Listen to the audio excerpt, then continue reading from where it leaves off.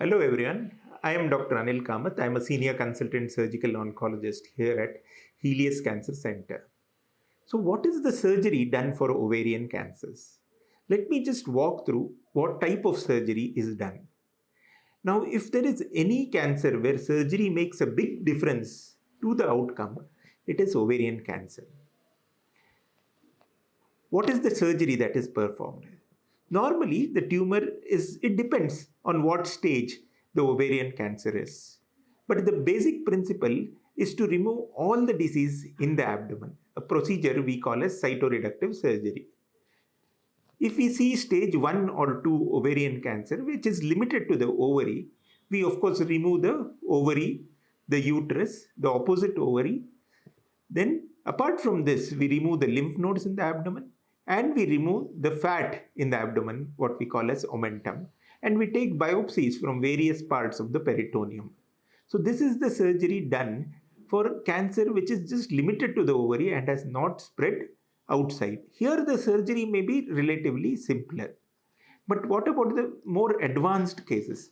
So when we come to stage 3 ovarian cancer, the cancer apart from the ovary would have spread to quite a few areas in the abdomen. It may have spread to the small intestine, on the mesentery of the small bowel. It may have spread on the surface of the liver or the spleen. It may have to spread to the lymph nodes in the retroperitoneum. Here the surgery is more challenging.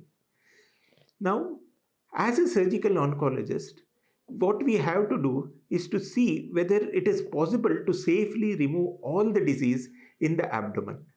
This, of course, involves removal of the ovary and the uterus. But apart from this, there may be many other things that we have to do to remove the entire disease.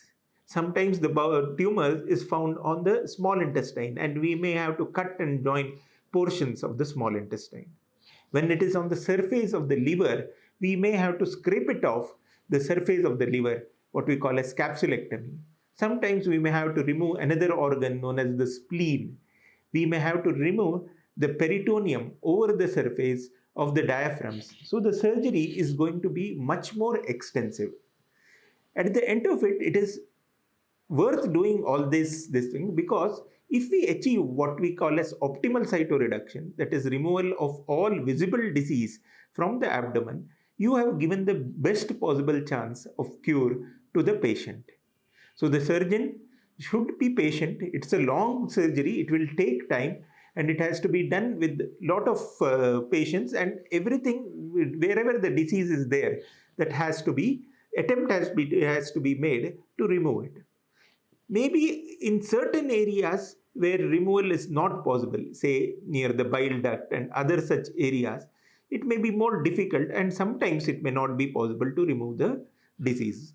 But by and large, the attempt from the surgical side, surgeon side, should be to remove all possible disease in the abdomen.